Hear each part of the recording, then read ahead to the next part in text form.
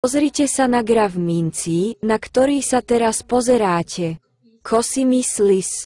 Po zalistovaní vyletel z 10 vonov na $80 za akciu.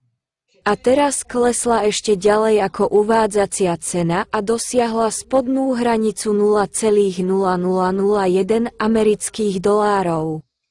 Čo sa týka zásob, spodná hranica je dokonalá podlaha, kde už nie je kam klesnúť. Čo si myslíte? Keď sa pozriete na tento graf, čo skoro bude odstránená. Nikto nekupuje ani pri spodnej hranici. Toto je odpad. Niektorí ľudia rozmýšľajú týmto spôsobom. Ľudia, ktorí podrobne analyzujú graf, môžu takto uvažovať. Ak nakúpite pri dolnom limite a v technickej analýze prekonáte predchádzajúce maximum $80 amerických dolárov, ak prelomíte predchádzajúce maximum $80 amerických dolárov o $0,0001 amerických dolárov. Výnos sa zvýši o 79 999 900%. To je dôvod, prečo sú ľudia blázni do mincí. Majú také nejasné a absurdné predstavy. Prečo sa experti na investovanie do mincí zaujímajú o túto mincu? To je dôvod. Prečo odborníci robia technickú analýzu? Zvyčajne, ak ide o trash scam coin, mesačný graf sa takto nerobí. Čo ak sa základy jednostranne predávajú na spodku platu? Tabuľka by mala byť červená. Inými slovami, graf by mal byť vytvorený s predajom. V spodnej časti je však stopa zeleného signálu nákupu dlhšie ako 1 rok a 12 mesiacov. Mesačný graf nikdy nemôže oklamať objem. Aj keď je všetko ostatné oklamané, odborníci môžu zistiť, či ide o nákup alebo predaj, pohľadom na graf.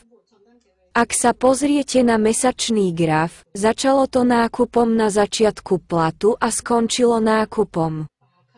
Inými slovami to znamená, že v spodnom objeme je viditeľná stopa nákupu a opätovného poklesu ceny akcií a nákupu na konci mesiaca.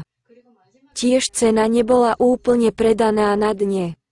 Ale na grafe je veľa objemu nákupu. Je tu stopa po uzavretí s nákupným signálom. Čo to znamená? Pri pohľade na graf sa zdá, že niekto úmyselne znížil cenu akcií a kúpil všetko na dne.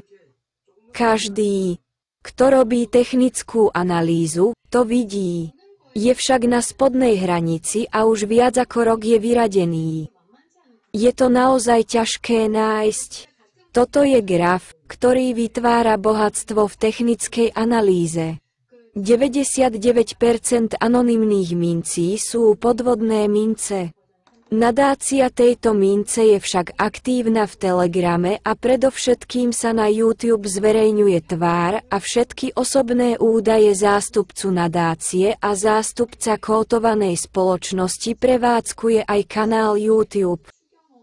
Podvodné mince majú zvyčajne iba biely papier, vytlačia mince a predávajú ich, osobné informácie sa nezverejňujú a nie je tam žiadne telefónne číslo.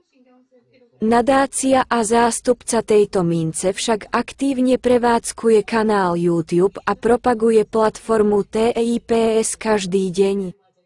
Už ste niekedy videli, že zástupca nadácie na burze každý deň odovzdáva svetu všetky informácie okrem bitcoinov. Táto minca sa už v Kórei ťažila zadarmo pred 8 rokmi. V súčasnosti sú platforma TIPS a táto minca mincami prevádzkovanými tou istou nadáciou. Ak ste toto video videli, tešte sa naň a niekoľko dní skúmajte nadáciu TIPS a videá zástupcu na YouTube. Výsledky výskumu obsahujú nečakané dobré správy.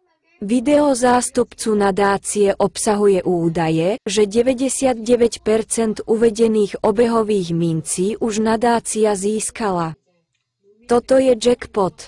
Ak by kótovaná spoločnosť bola podvodná, bola by celá predaná a neexistovali by žiadne informácie o spoločnosti ani kontaktné informácie, ale tu sú úplne zverejnené osobné údaje zástupcu nadácie.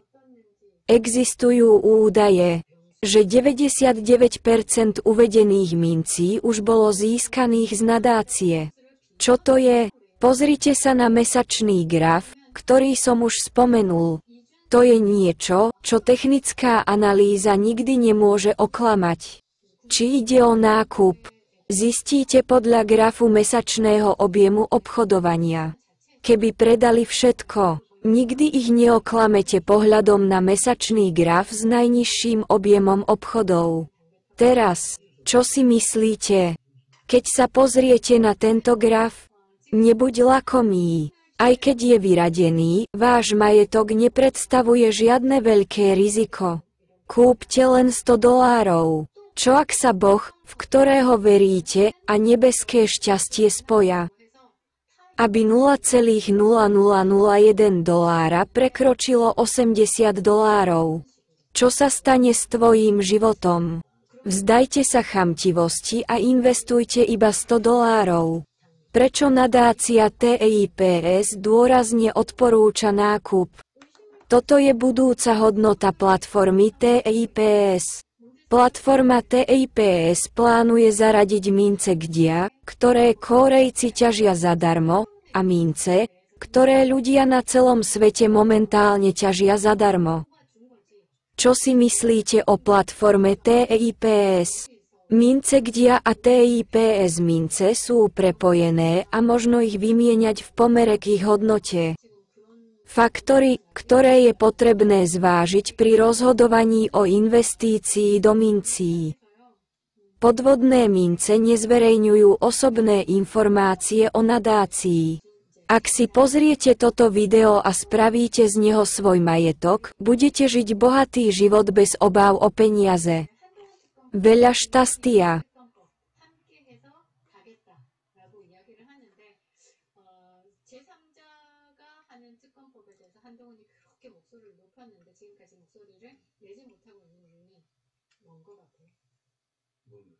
채상강 특검법에 대해서 3자 발의로 나온다라고 하면 따라오는 게 한동훈 특검법이에요. 그렇지. 네, 한동훈 특검법이에요. 국민 눈높이. 본인이 말하는 국민 눈높이.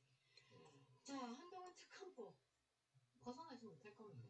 네, 그 부분에 대해서 다음 한번 준비를 해보도록 하겠습니다. 여의도 연구원을 장악했다면서요? 근데 지금 우리가 이제 그 박사님도 정치 박사시잖아요. 그러면 데이터베이스라든지 그 정책에 대해서 낸다든지 그런 굉장히 중요해요. 그리고 예전에 10년 전쯤에는 여의도 연구원에서 뭐 보고서 냈다면 민주당이 발발발발 떨었어요.